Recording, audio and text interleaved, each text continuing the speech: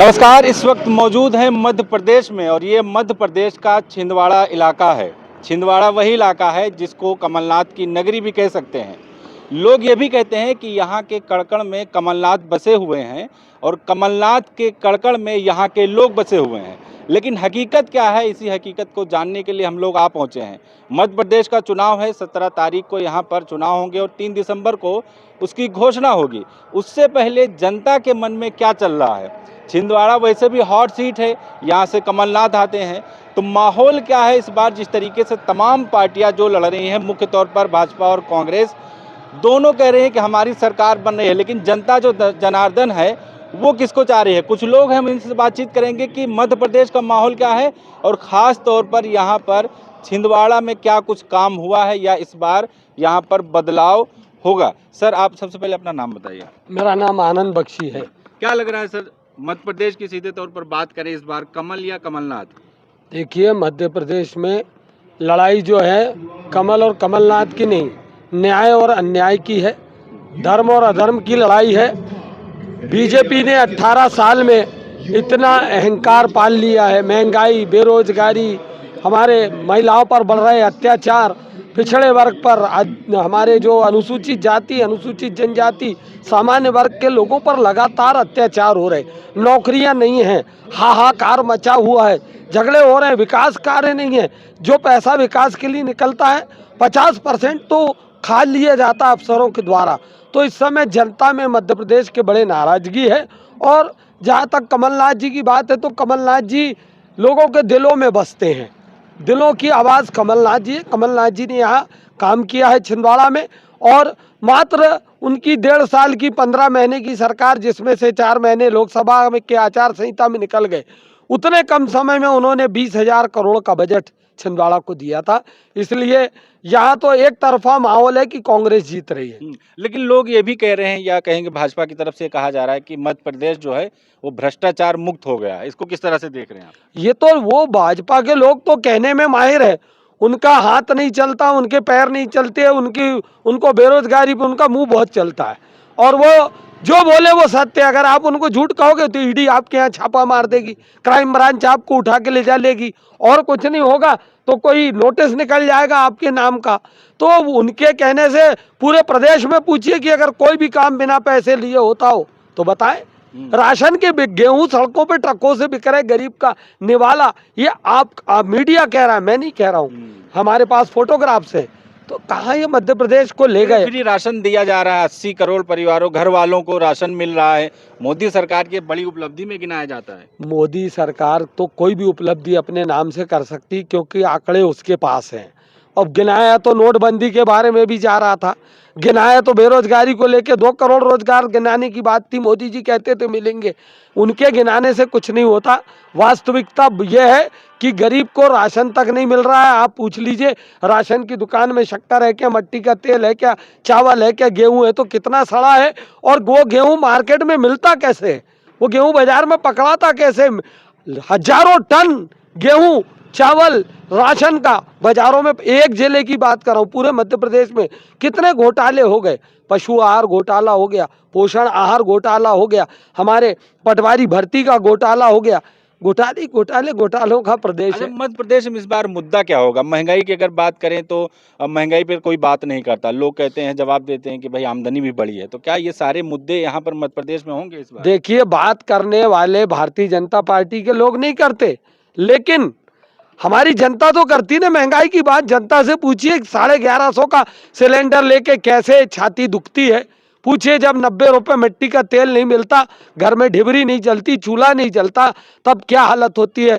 जरा पूछिए जाके कि जब 170 रुपए की दाल लेते हैं, 80 रुपए की प्याज लेते हैं, 200 रुपए किलो का टमाटर लेते हैं, तब उनके क्या हाल होते हैं। ये तो इनको कोई चिंता होती तो ये उस पर बात करते। ये प्रधानमंत्री महंगाई पे कोई बयान नहीं देते, मुख्यमंत्री कोई बयान नहीं देते, दोनों देख लीजिए, ना तो बेरोजगारी पे कोई बयान देते, अराजकता। आप देखिए, महाकाल लोक का घोटाला हो गया, अरे लोगों को छोड़ा नहीं छोड़ा, देवों को भी नहीं छोड़ा। असम के मुख्यमंत्री बयान देते महंगाई पे, कहते कि मियां जिम्मेदार है।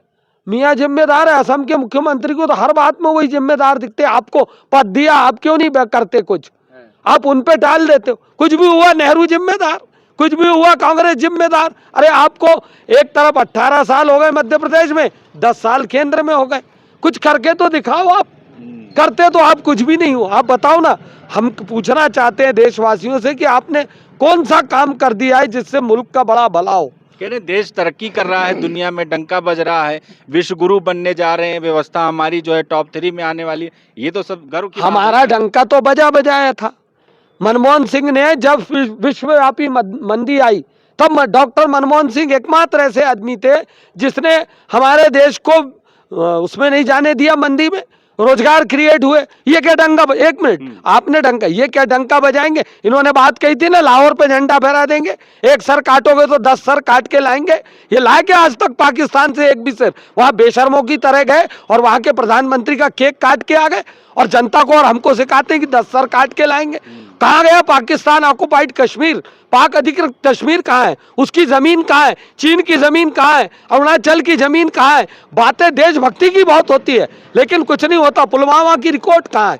जिस कांड पर 2019 का चुनाव हुआ उस कांड की रिपोर्ट कहाँ है? प्रधानमंत्री डरते, चीन और पाकिस्तान थर-थर कांप रहा है, ये तो आप अरे देख रहे हैं। कौन कांप रहा है? आपकी जमीन जा रही है, कांप रहा है सिर्फ मीडिया में, एक्चुअल में कोई नहीं कांप रहा है। दिया क्या उन्होंने आपको? आज तक दिया क्या? आपका अधिकार दिया क्या? और आपकी जमीन में, अरे छोटे छोटे देश हमको, मालदीव आंख दिखा रहा है, मालदीव की कोई वो नहीं, नेपाल, ये हमको आंख दिखा रहे और आप बोल रहे विश्व थर थर कांप रहा। लेकिन अलग अलग देश के राष्ट्रपति, प्रधानमंत्री, जो बाइडन हो या और लोग हो, आके हाथ मिलाते हैं, गले मिलते हैं। अरे कोई भी प्रधानमंत्री आता है, देवगौड़ा जी भी थे, वीपी सिंह जी भी थे, चंद्रशेखर जी भी थे, कोई भी प्रधानमंत्री आएगा तो शिष्टाचार के नाते हाथ में लाएगा।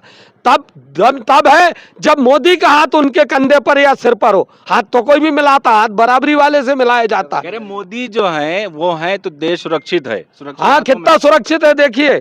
हम विश्व में भूखमरी में आ गए 117वें नंबर पर, कितना सुरक्षित है। महिलाओं पे अत्याचार में नंबर 1 पर, जो हमारे यहाँ आबरू लूटी जाती मध्य प्रदेश नंबर 1 पर, फर्स्ट नंबर है मध्य प्रदेश का। छोटी छोटी बच्चियों से हमारे यहाँ उनकी इज्जत लूट ली जाती। 7 साल की बच्ची, 5 साल की बच्ची से दुराचार होता है और मोदी जी कहते हैं देश सुरक्षित है। हत्याएं हो रही, मणिपुर जल रहा है, नग्न करके महिलाओं को घुमाया जा रहा है और मोदी जी कहते हैं देश सुरक्षित है। और हम मान ले कि देश सुरक्षित है। आसाम जल रहा, पंजाब जल रहा, खालिस्तान फिर से खड़ा हो गया। क्यों खड़ा हो गया? अगर मोदी जी इतने दमदार है तो खालिस्तान को बचा के बता। कह रहे ना, उनके कहने से रूस और यूक्रेन का युद्ध रुक जा रहा है। अभी यहाँ पर देखिए इजराइल और फिलिस्तीन में लोग उनसे पूछ रहे हैं, सलाह करें। हम इसलिए रहे हैं कि रूस और यूक्रेन का युद्ध कितने, लगभग 1 साल हो गया चल ही रहा है। इनके कहने से रुकता होता तो रुक जाता अब तक, और दूसरे युद्ध चालू हो गए। ये कभी इजराइल की तरफ भगते हैं, कभी हमास की तरफ भगते, तय नहीं कर पा रहे करना क्या है। इनको खुद को नहीं पता, इनकी कोई विदेश नीति नहीं है। जो सबसे हमारे देश का सबसे निकम्मा जो अफसर है वो हमारा विदेश मंत्री बन के बैठा है जयशंकर, जिसकी अपनी सोच है, वो देश की सोच ही नहीं, उसके दिमाग में जो है उसको लागू करेगा। क्या कर रही निर्मला सीतारमण जी? काय की आर्थिक नीतियां हैं देश की? कहां पहुंच गया देश इंडेक्स में, विश्व में तुलना कीजिए। डॉलर मजबूत हुआ, रुपया। अरे जब हमारे डॉक्टर मनमोहन सिंह के जमाने में 10 पैसे रुपया गिरता था तो ये कहते थे कि देश डूब रहा है, और अब क्या हाल हो गए? डॉलर और रुपए की कीमत देखिए ना आप। सर अभी हम आपसे बात करेंगे कि महिला है, अभी आपने महिलाओं की बात करी है। मध्य प्रदेश में कह रहे हैं महिलाओं को बहुत सम्मान हुआ है, किस तरह से देख रहे हैं? मध्य प्रदेश में महिलाओं का कोई सम्मान नहीं हुआ। जैसे अभी मणिपुर की घटना देख लीजिए आप, महिलाओं को कैसा उनके साथ व्यवहार हुआ है, नंग अवस्था में घुमाया जा रहा है। और महिलाओं के क्या, छोटी छोटी बच्चियों के साथ हमारे मध्य प्रदेश में बलात्कार हो रहे हैं। तो यहाँ सुरक्षित कोई भी नहीं है। महंगाई का असर होगा यहाँ पर, अगर मध्य प्रदेश के चुनाव में बात करें तो महंगाई मुद्दा होगा, क्योंकि आप घर संभालती हैं, किचन संभालती हैं, तो महंगाई का आपसे ज्यादा किसी को नहीं पता होगा। जी, महंगाई का मुद्दा होगा। यदि मोदी सरकार आएगी तो महंगाई का मुद्दा होगा। लोग तो ये भी कह रहे हैं कि महंगाई है कहाँ, लोगों की आमदनी भी तो बढ़ गई है। बहुत महंगाई है, क्यों नहीं है महंगाई? हम जब घर चलाते हैं हमें समझ में आता है कि कितनी महंगाई है। आज 1200 रुपये सिलेंडर कर दिया उन्होंने। जब हमारी कांग्रेस की सरकार थी 400 रुपये सिलेंडर था, तो स्मृति ईरानी सिर में सिलेंडर रख के तांडव करती थी। अब जब उनकी सरकार है वो क्यों सिर में रख के तांडव नहीं करती हैं? छिंदवाड़ा में कुछ काम हुआ है? कमलनाथ का गढ़ कहा जाता है, कांग्रेस का गढ़ है, यहाँ पर कुछ काम हुआ है? हमारे छिंदवाड़ा में कमलनाथ जी ने बहुत काम किए हैं। जो यहाँ का विकास जो दिखता है वो छिंदवाड़ा कमलनाथ जी का विकास है। वो भाजपा का कोई विकास नहीं है यहाँ पे।